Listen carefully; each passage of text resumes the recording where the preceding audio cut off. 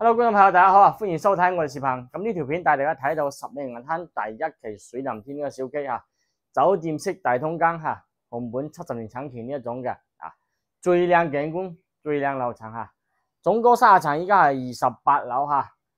點解講係最靚咧？因為水藍天有3座呢種單位，呢啲單位係最靚景觀嚟㗎嚇，望邊水溪、望酒店景、望海景嚇。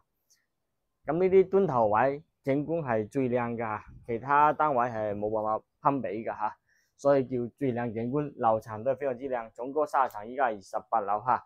咁陽台呢度嘅業主咧就掃咗一層防水嚇，呢個係露台嚇。咁入邊呢個單位呢，整屋都係油埋藝術漆，同埋地板都係換咗仿木紋地氈嚟㗎呢個嚇，空調、窗簾啊、防蚊紗窗都係有埋㗎嚇。咁呢個單位業主主要係做倉庫用㗎，因為旁邊仲有2間嚇，所以依家打算放手1間嚇。平時咧都係過嚟啊擺下單車呢度啊嚇之類嘅嚇。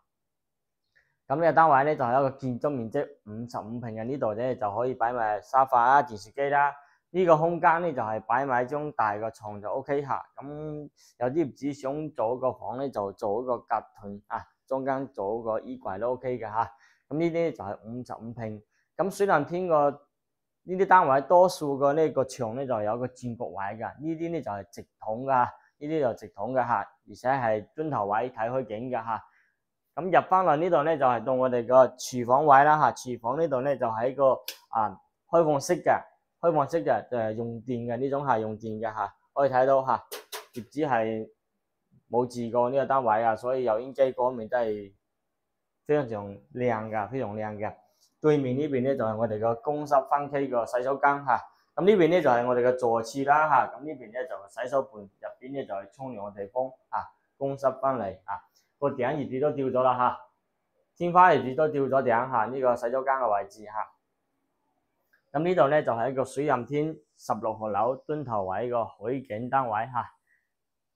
買過嚟咧自己買啲家私就 OK 啦，因為牆面同埋地板業主之前幾年前就換咗啦嚇。咁呢個單位依家咁靚景觀買緊幾多錢咧？同觀眾朋友講下，紅本在手，隨時過戶。依家價錢就僅僅需要21萬8啊！高峰嘅時候呢啲單位買到58萬左右㗎，依家21萬8就可以攞走啦。如果有興嘅話，同小王聯繫翻過嚟睇睇。OK。